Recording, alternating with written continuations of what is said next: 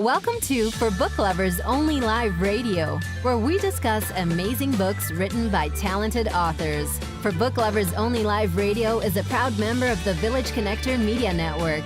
If you love books, we have a home for you. Now time for your host and chief book lover, Rob Brown.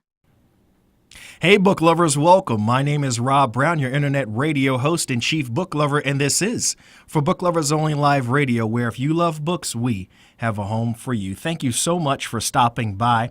Our guest author for today is actually an author whose book we showcased in one of our first episodes, Ron Craig and his wonderful children's book, The Little Witch and the Lost Boy.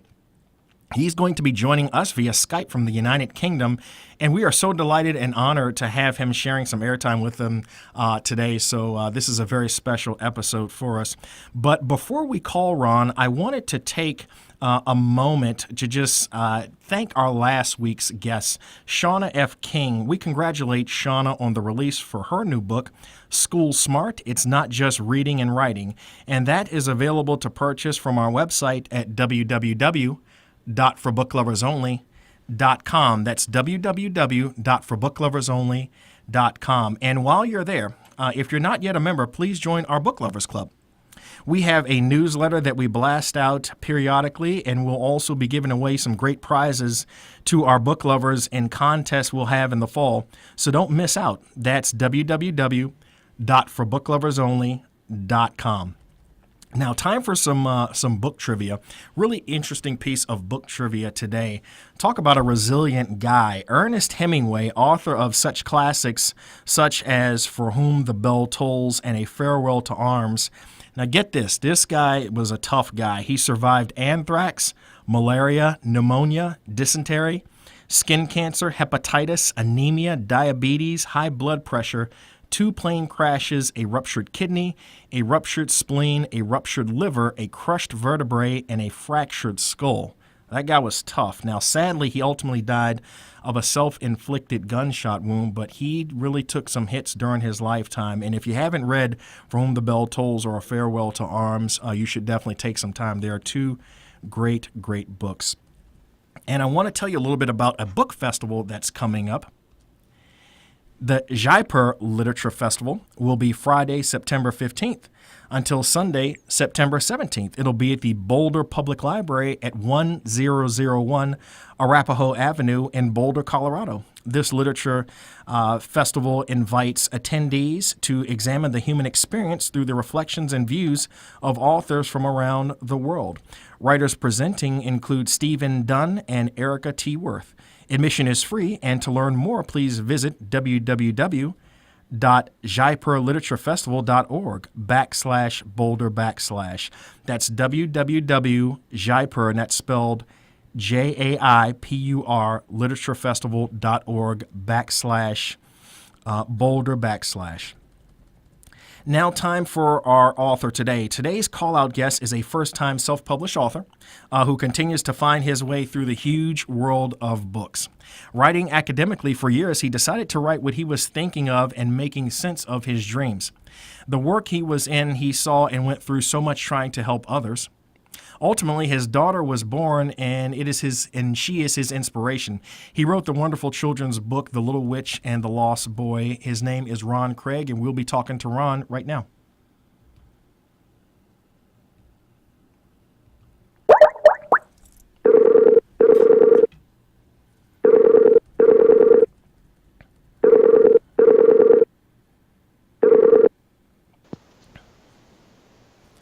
Hello, Ron. Hi, Rob. Ron, how are you? This is Rob Brown for Book Lovers Only Live Radio. It's good, thanks. Good to speak to you. Absolutely, absolutely. How's everything going in the United Kingdom? It's going good. Great. Excellent, excellent. Well, as you remember, you were one of the first authors that I highlighted when we first launched the show, and we had discussed The Little Witch and the Lost Boy. But I wanted to take an opportunity, first of all, to thank you for writing such a wonderful children's book. And I wanted to actually invite you onto our show so that you can tell us in your own words a little bit more about the book and about your writing style and about the follow-up to The Little Witch and the Lost Boy. But first, I wanted to give you a couple moments to just introduce yourself in your own words to our listeners. That's great, thanks. Yes, as you said, I've written The Little Witch and the Lost Boy. Basically, it's a story I thought about for my daughter growing up. So basically, I turned it into a witch story where she'll go through experiences, and obviously, being young, she won't understand a lot of things, and how she'll accept and learn different things. So it's quite in depth, really. But as the story goes along, I'll obviously elaborate more how she can understand things and support her with the learning. So yeah, it's a good process, but it's quite long. Okay. Now, have you always enjoyed like writing, or is this Yes. obviously this is your first self-published book? But have you always Yeah. throughout your life enjoyed writing? Yes, I've been tinkering for a while on an adult book. I did take a lot of thoughts from that book, and obviously I have to try and experience it myself to understand the different contexts. So yeah, I've had to put a lot of thought into how a young girl would see an adult world. So yeah, it's quite an in-depth process for myself, as well as helping my daughter understand the world around her. I see. And what exactly is the concept or reason behind The Little Witch? The adult book I've been writing, there's a lot of myth and folklore from the village I came from. So basically, I just turned that into a story of a young girl, and obviously how she's going to cope growing up in a world of obviously different characters and emotions, and trying to experience and understand how things work and how she sort of acts herself in the world. So yeah, and obviously the different characters and different experiences, not everyone thinks the same. So I'm going to have to let her learn for herself as well as accept other people. I see. And how did you process what you were thinking of while you were writing this book? A lot of it comes down to thoughts and dreams, really. I got an idea, and obviously I have to ponder over it, and I have to see what experiences, what emotions, and obviously put it into a context of a young girl. So how she will label emotions, and obviously there's hierarchy involved where there's older characters in it, and how she'll address different people, and she'll learn how to become mature and grown up herself. I see. So yeah. So tell us a little bit more about the characters Nina and Toots. Yeah, so Nina and Toots. Obviously, my daughter's called Safina, so I took Nina from the name. And Toots is like a teddy bear which my daughter had, and she lost the teddy bear, and she would ask us, "Well, he'd be sad." So I had to explain, well, he might be with someone else, he might be okay. So then, obviously, this is how I've thought about it's like a best friend, but as the story continues, you'll see he's more than a best friend, he's there to watch out for her. And obviously, Toots growing up as well, being young, so they're going to learn together. I see. And I want to read a little bit out of the book so that our listeners and our book fans can get a feel for your basically your writing style. Witchy, witchy, woo, hear my cry, Mother Nature. She reached into her witch's pouch and sprinkled her magic dust. I offer you the ear of a bat and the toenail of a rat. In darkest night and warmest day, give me the power to burn. After a swish, a swoosh, and a spark from her wand, a glow rose from the core, and the frost slowly melted away to reveal the name Foster. This is a cursed place, Toots hooted. Foster must be the family name, said Nina. I wonder what has happened here. There could be bad magic about. Nina and Toots peered through the window, not knowing what they would see. The house was dusty and almost empty, except for a large grandfather clock. The hands are missing, Toots noted. I can see a door ajar on that cabinet. He narrowed his big bright eyes, straining to get a better look. There's a handle on it. Go push the front door, Toots cried enthusiastically. Nina walked to the front door and turned the handle. The frozen door opened with a crisp crack. It sounded as if glass had shattered on the floor. The startled pair stepped inside. A chill touched Nina's neck and sent a shiver down her spine.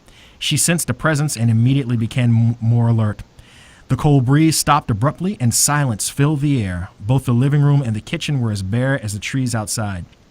The grandfather clock stood proudly next to the staircase. Nina looked at Toots. This is the only clue there is, but what on earth could it mean? I think, Ron, you have done just a phenomenal job of just kind of illustrating, the things that are going on in this book. I mean, your words are just so colorful. How did you learn how to write, that colorfully with regards to this book? How did you learn to write those? Well, I worked in a hospital for quite a long time, and obviously you can't just elaborate and say any which way certain people are. You have to explain how they are, how they feel, the environment, anything which upsets them or anything which can help them. So you've got to elaborate and find details so every word counts. So that's what I've tried to do in the story, to make every word count, not just put blah in the story. I see. And that obviously that's a skill that you had to learn over the course of years and years. Was that something that was kind of tough to acquire, or? Yes, it is. It's something you learn. It's not something you're really born with. It's obviously you learn yourself in different environments and how to appreciate other people, especially people you're trying to help, and it obviously helps you learn and understand what others are experiencing, which has really helped us in my story. Basically, it's given me a lot of tools and information which I can put down in words. I have to think about them, but obviously it's obviously my bread and butter where I've learned how to do this. So, yeah. I see. And when you're thinking and you're thinking about your process and you're thinking about your writing process, how long does it take for you to kind of translate your thoughts and your dreams onto paper? Is that something that you just think about things, or you dream about things and you write them down, or do you think about things and then dream about things and then it takes you a while to kind of gather all of that so quote unquote intellectual property and then put it down on paper? Like, how long does this process take? Yes, it could take. I might have an idea, and then obviously I'll mention something in the story, which is the underbed trolls. Obviously, I was aware of these characters. I had this thought, so I put down in notes, and it took maybe a month for us to actually understand what they're doing and what kind of characters they are, and they're very colourful, and they're going to be a big part of the story. It's going to give me a lot of imagination. I can sort of let myself go and explain different characters. Right. So they're actually Scottish, so I'm going to obviously show the colourful side of Scottish people, hopefully. Oh, I see. Okay. Yeah. And what has obviously this is such a high quality children's book. I love the illustration. The cover of your book, it's simple, but it's catchy. I love the illustrative language in the book and just the plot. I mean, this is, for your first self-published children's book, I mean, you did an incredible job. What has the reception been like to this book? It's been very good, yes. I've been quite lucky. I'm continuing to sell, so that's quite good. I get a lot of good feedback. I'm sort of getting involved with local libraries, schools, and obviously it's hard to explain to youngsters without sort of telling them. You have to try and let them understand the characters and let them communicate to you, which is really good because you get some good feedback from them. Absolutely. And which other writers that are out there who inspire you? I mean, do you look to other, famous authors or your own contemporaries for inspiration? No, I like to read though. There's not massive amounts of people that I really read, but Brendan Mohammed is one of them. Sarah Stewart. Obviously an adult book, totally different to what I'm writing. I just enjoy the way they write, and obviously that gives me thought of how I want to write and how I want to explain things to people, and so you get your own style, I believe. Right. So yeah, it's obviously you're writing a book yourself, and it's sort of like you have to think about things, don't you, in the process, and explain yourself more than think about other people and what they're right. So this book, it's a story of a magic family, but this is book one of a series. Now, this is The Little Witch and the Lost Boy, but you have another book coming up, The Little Witch and the Magic Gift. Yes, it's obviously a follow-on. It's Nina is actually going to learn about a family which, being young, you don't, obviously, even myself growing in quite a big family, you don't know what goes on with everyone and how they are, and there's a lot of information for Nina to learn and different sides of life. Obviously, there's dark and light magic in this, and Nina has to understand whether it's good or bad or whether it just is, and obviously accept other people for who they are.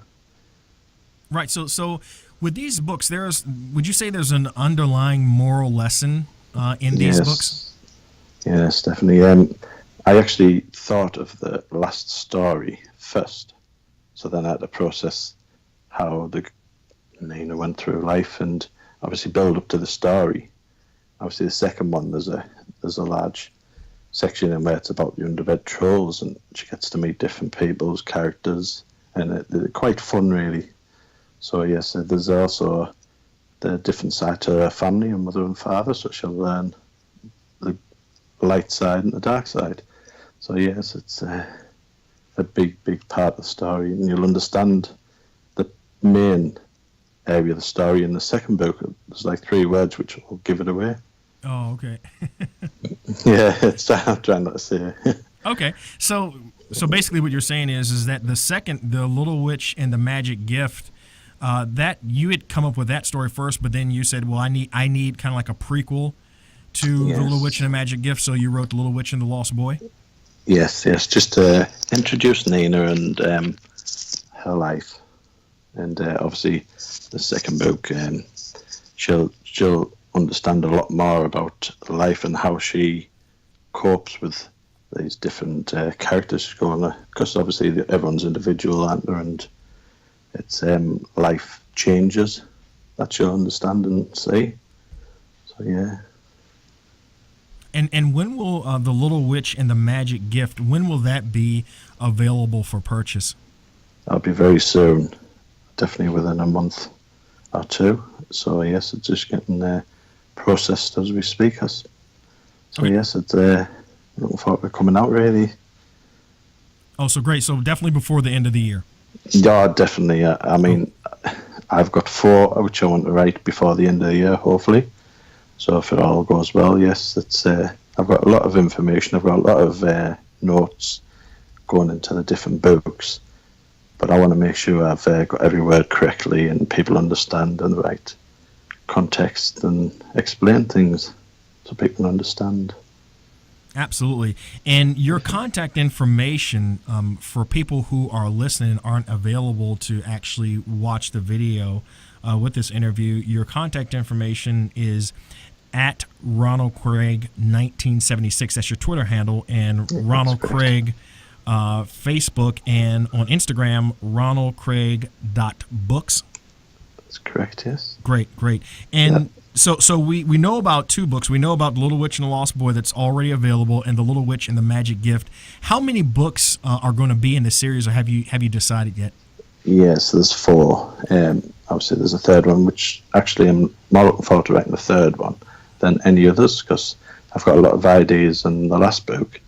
But the 3rd one, hopefully I'm going to stretch my imagination, and the 2nd book will let you know what's going to happen in the 3rd book. So it just goes on through the process, really.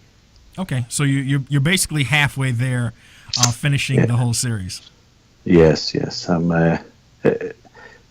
really interesting for me to understand how things work, especially for my daughter. I mean, it's a daunting experience bringing a daughter up, and now I've got 2. Right. I'm elaborating more with them both and introducing my second daughter into the 3rd one, but it's a different character. It's not going to be the same as my daughter. I'm just using experiences that they both learn, and I've been very lucky. They're both very good children, and they dote on each other. So yeah, it's obviously I'm trying to inspire my kids as well when they grow up. Absolutely. And when do you think the 3rd book will be coming out? Do you think you'll have that out by next year?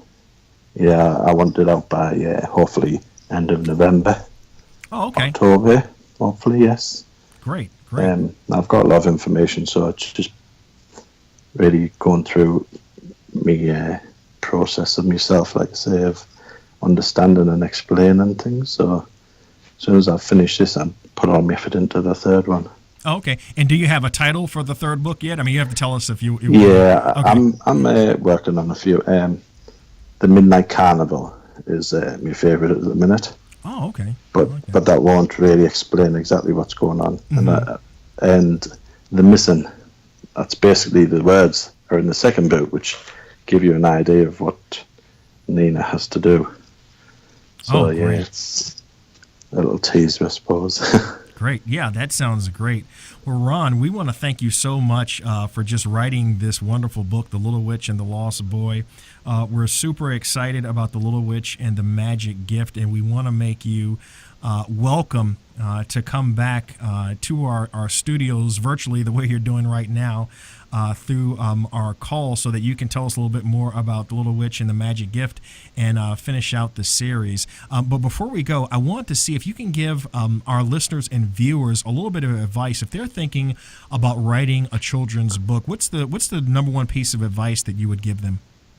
Yes, just obviously write your notes down so you remember what you're actually thinking about the process. I mean, I forgot of a lot of things which I wanted to write in and which I should have documented, really. Just the environment, emotions, and obviously document. Obviously, you don't understand the whole process of what everyone experiences, so you just have to write down in notes, basically on your phone or on bits of paper, and really push yourself to cut out all them little words which don't really mean anything, and put in what you want to really say.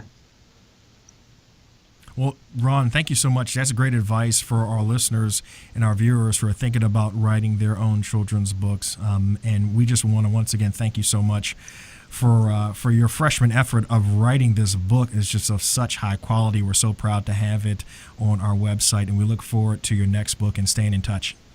Thanks. That's great, Rob. Thanks for having me. Thanks a lot. Absolutely, Ron. Thank you so much, and we'll talk to you soon. Thanks. Bye. Bye-bye. Bye-bye. Well, that was Ron Craig, and his book is The Little Witch and the Lost Boy. It is available at www.forbookloversonly.com. That's www.forbookloversonly.com. We're out of time, but be sure to join us for our next episode where we will be interviewing Kathleen Nolte, author of the book Going All In on Diversity and Inclusion, the Law Firm Leader's Playbook. I had the privilege of attending one of her Lunch and Learn seminars a few years ago in D.C., and she gave a phenomenal presentation, so I'm really excited to have her on our show, so make sure you tune in next week. My name is Rob Brown, your internet radio host and chief book lover, and this is For Book Lovers Only Live Radio, where if you love books, we have a home for you. Take care. I'll see you in 7 days.